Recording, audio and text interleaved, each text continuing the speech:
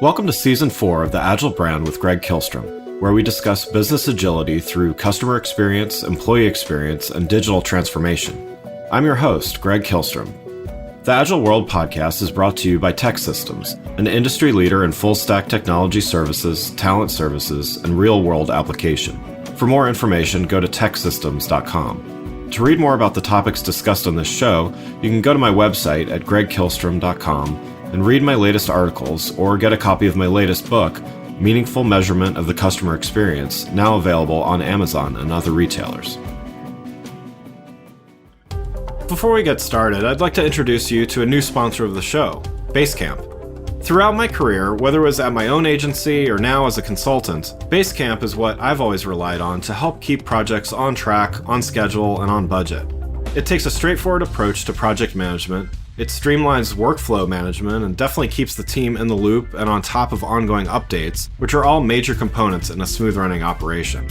No matter if it's a simple campaign or a multi-million-dollar project, Basecamp has been a key ingredient in the recipe for a successful project and business. Go to basecamp.com/agile and sign up today to start a free 30-day trial. There's no credit card required, and you can cancel online at any time. If you want to know if Basecamp is right for your team, signing up for that free trial is the best way to do so. Remember to go to basecamp.com/agile, that's basecamp.com/AGILE to get your free trial. Thank you, Basecamp, for sponsoring this episode. Now, let's meet our guest. My name is Greg Kihlstrom, and I'm the host of the Agile Brand podcast. Today, we're going to talk about creating a great post-purchase customer experience. To help me discuss this topic, I'd like to welcome Irina Poddubnaia, founder of Trackmage. Irina, welcome to the show. Thank you, Greg. Really excited to be here with you today. Yeah, looking forward to it. So before we get into it here, why don't you start by giving a little background on yourself and as well as a brief introduction to Trackmage? I started off my career as a sales professional, and at some point I just decided to move to China and start my own business at the same time. Wasn't a very smart idea. And when we moved to China, we were running a fulfillment center there, where we were fulfilling a lot of orders and shipping them across the globe. So that was the point where we discovered the importance of post-purchase experience and exactly how it influenced our income and profit. So what we've been seeing is that customers, they got really anxious waiting for the goods, and especially from China, that takes a lot of time to ship them and for them to get the products. So we discovered that when we provided the proactive updates, we've seen less chargebacks and refunds. And that's when we realized that this probably is a pain point on its own that can be solved for more businesses than ours. That's when the Trackmage was born, literally crafted in the trenches when we were solving our own problem. And later on, when everything transitioned online and that business in China closed, so we moved back to Bulgaria. And that's when we discovered that we can just make it its own product. Yeah. So that's how my journey started. That's great. Yeah. And so you have real firsthand experience with some of the challenges as well as the opportunities that this product Trackmage provides. So that's great. Well, let's start by talking about what it takes to create a great post-purchase customer experience. So to start, let's talk about some of the pain points. So what do brands often get wrong with their post-purchase experience? Well, quite frankly, there are a lot of things that can go wrong with post-purchase experience, but the most common one is not having post-purchase experience. Mm-hmm. Literally, there is just a buy button. The customer places an order, and then nothing happens for maybe a couple of days or maybe a couple of weeks. And the customer just kind of forgets about their purchase. And the brand is literally expecting no reaction from the customer. And that's why they're getting a lot of customer support requests. And they're getting swamped with questions like, where is my order? And there is a term in supply chain management, it's called WISMO, where is my order? Exactly. That acronym stands for that question, which comprises up to 70% of customer support load in retail. Wow. So yeah, so the post-purchase experience is very important if you want to not only create good relationship with a customer, it's to just literally protect your business from chargebacks, refunds, and other and even creating the load on your customer support. So post-purchase experience, it's not only for creating customer retention and loyalty, but also for lowering the cost of doing business with those customers. Yeah, and I think that's interesting because some organizations, they might have skeptics, let's call it, of people that are not necessarily sold on going above and beyond, on the customer experience. That sounds like it sounds expensive to those that don't really understand the value in it. So it's looking at it it's almost risk mitigation, right? Is a way to look at it. It's almost risk prevention, I would say, because it's much easier to justify the costs when the fire is already happening. So we are putting out fires upon fires upon fires, and we literally feel like we are doing something meaningful. But when we switch into the fire prevention mode, and when we look for optimization points that can prevent bad customer experience in the first place, those negative reviews on social media, or those different customer complaints that we're getting as retailers. So when we are switching to fire prevention mode, we literally revolutionize our business, because all those problems, they stop plaguing the supply chain and the marketing department, and like all the marketing literally comes from the customers, because they have good customer experience, they share good reviews, and the business grows. Yeah. So what about companies that are doing it right? What are they doing differently? How are they thinking about this post-purchase customer experience? So the companies that are thinking right, they put customer experience and post-purchase customer experience as part of marketing. The common belief in the industry is that the customer support and post-purchase experience are the cost centers, but really they are the profit centers. So when you have a good post-purchase experience, you actually create this trust between you and the customer. And the customers, they tend to buy more from the brands whom they trust. And if you invest in good post-purchase experience, and you invest in good customer support, you actually invest in those customers' second purchase, third purchase, fourth, and so on. So you literally create a more sustainable business that grows exponentially. Because what tends to happen in the industry is that marketing is mainly focused around customer acquisition, not customer retention. So when you are retaining those customers, you don't really have to acquire that many customers anymore to continue growing. Yeah, I mean, I think there's always so many shifts in industries, and I think there's been a bit of a focus on separating marketing and customer experience. But I hear you say this and totally agree with you that there's an opportunity. I mean, often with customers that I work with, we're looking at things like customer lifetime value, which, is not just an acquisition play. It's exactly what you're saying, which is, okay, let's certainly get the customer in the door, but let's make sure they're happy and they're buying again, and they're buying more often, and they're, bringing their friends too. Right. So yeah, I think that's, what advice would you have to a company where, they're having a hard time making that case? I would definitely start from troubleshooting all the points of contact and seeing how the customer experience actually looks from the outside. So literally buy your own product and buy it from a mystery shopping, like another email, another address, so that your employees don't really understand that it's you. And see how it looks from the customer's standpoint. So do I answer the customer requests? How long does it take to get an email? What information did you get? What information didn't you get? how did it look?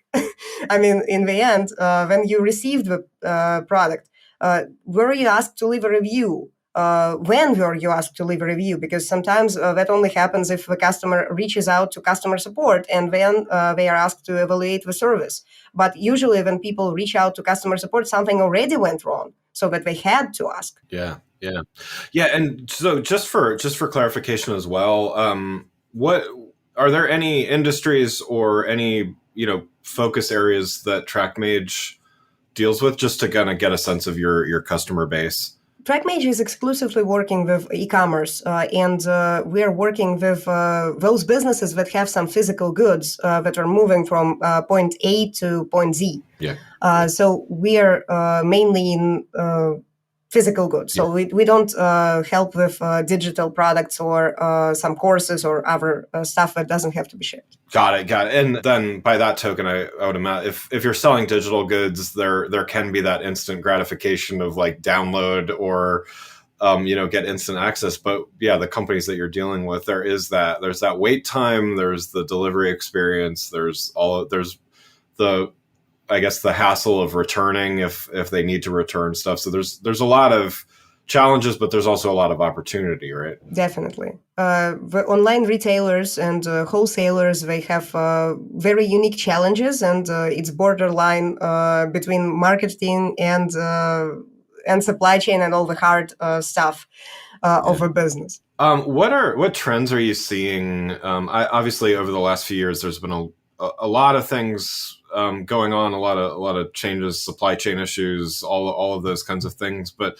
what trends are you seeing now that companies in e-commerce selling physical goods should pay attention to? Well, I'm seeing a very interesting trend that started recently, and it's getting stronger. So it started recently with Shopify, for example, inviting influencers and creators to the platform. Also, there was another platform, I don't remember their name, that launched TikTok endorsements, paid TikTok endorsements platform, where the customers can actually just record a video of them using the product, and they are going to get paid once they post it on TikTok. So what I'm seeing is this merger between creative side of social media and retail. So it's more and more intertwined, and more those influencers from various platforms, they're gaining power over consumer needs. So if, for example, one of the Kardashians show the product, there is definitely going to be demand for that product. Right. So like what I'm seeing right now with pandemic or no pandemic is that creators are more and more important right now on the platforms and overall over the internet. Great. So let's switch topics here a little bit. I see that you have a background in Lean Six Sigma. We share that. It sounds like you might have a little more experience in practice with it, but just curious about a couple things. So can you talk a little bit about how you've used that approach and where you've seen the greatest success using Lean Six Sigma? Well, we've used Lean Six Sigma in multiple optimization endeavors. So basically just the typical Lean Six Sigma project where we take a not straightforward process with multiple moving parts and people in place. And then we apply Lean Six Sigma to really clarify what are the metrics, what should be optimized. And usually what we tend to find are those friction or acceleration points. So the friction points are the ones that are slowing the growth or resulting in some rework or returns or refunds, exactly what I was talking about in the beginning. And the acceleration points are the ones that actually propel the growth. Something like the customer sharing a review on social media, or the customer inviting their friend to make a purchase, or some other things that don't cost the brand any money, but actually bring extra sales in. So with Lean Six Sigma, all of those metrics, they contribute to the final result. So what we discovered with a lot of e-commerce companies is that they have even challenges with some things like accounting, bookkeeping, or counting the money. A lot of businesses don't even know if they lost the money or earned the money when they're selling the products, which is really fun to work with, because you invest, let's say, $20,000, and then you get minus 3,000 in return. Yeah. Right. Yeah. So with Lean Six Sigma in place, we were able to help those businesses actually straighten that process out and understand if they're losing money or they're earning money. And based on Lean Six Sigma, we were also able to tell which products were gaining that like the most growth for the business versus the ones that were actually the loss leaders, but were not really influencing much of the customer acquisition. Yeah, that's great. So how about the relationship between Lean Six Sigma and Agile? Do they, how do they work together? Do they work together?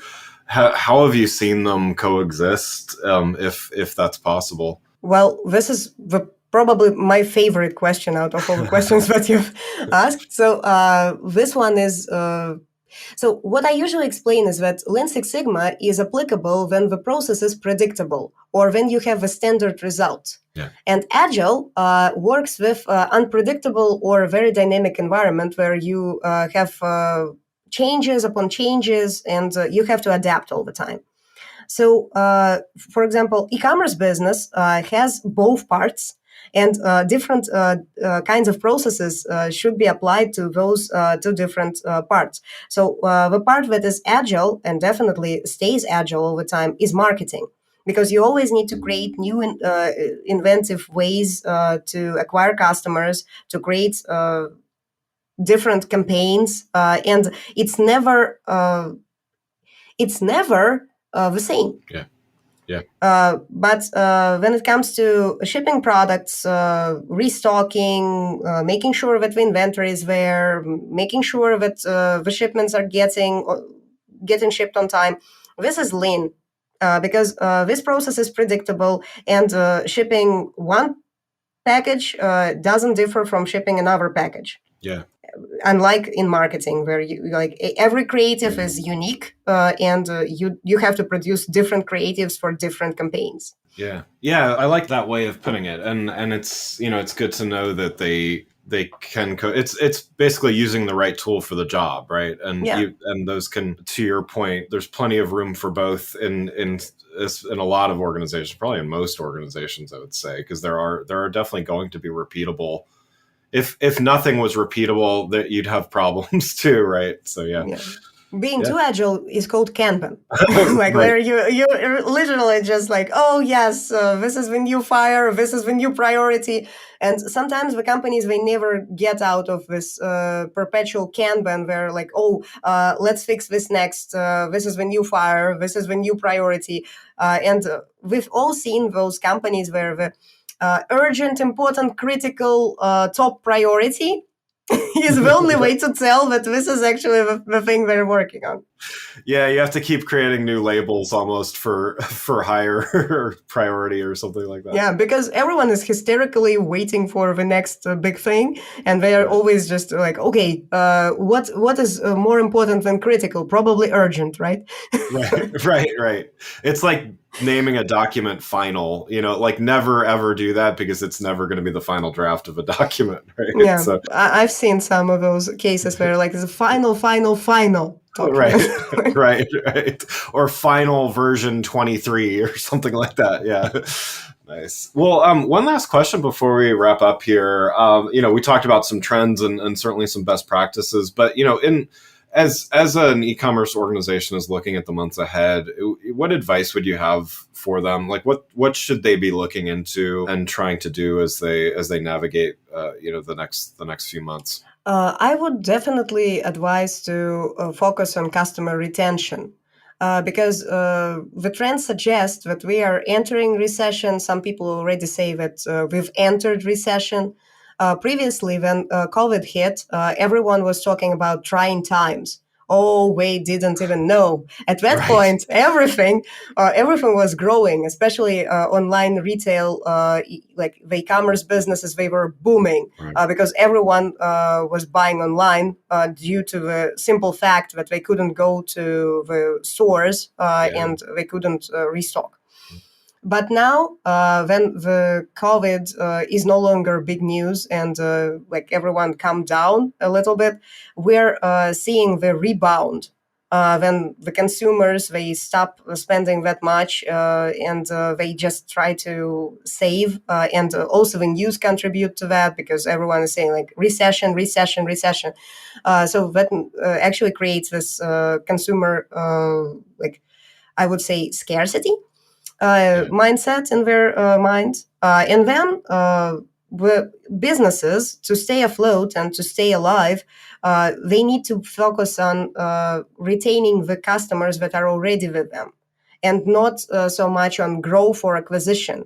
It's just like, yes, definitely you still should continue acquiring customers, but retaining as much as possible from those customers that you acquired, it makes sense because actually it's going to ensure that your business stays afloat even if you stop acquiring new customers for some reason. Yeah, that's wonderful advice. Well, Irina, thanks so much for joining. For those listening, what's the best way for them to keep up with what you're doing? I believe they should visit trackmage.com. That's our website. Currently, we're redesigning, and it's going to be really awesome once we roll it out. Nice. So, trackmage.com. Wonderful. Well, again, I'd like to thank Irina Poddubnaia, founder of Trackmage, for joining the show. Thanks for listening to the Agile Brand with Greg Kihlstrom. Talk with you next week. Thanks again for listening to the Agile Brand with Greg Kihlstrom podcast, brought to you by TEKsystems.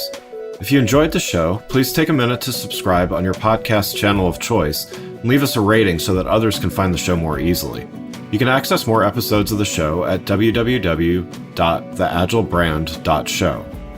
To get a copy of my latest book, Meaningful Measurement of the Customer Experience, visit my website at gregkihlstrom.com. Until next week, stay agile.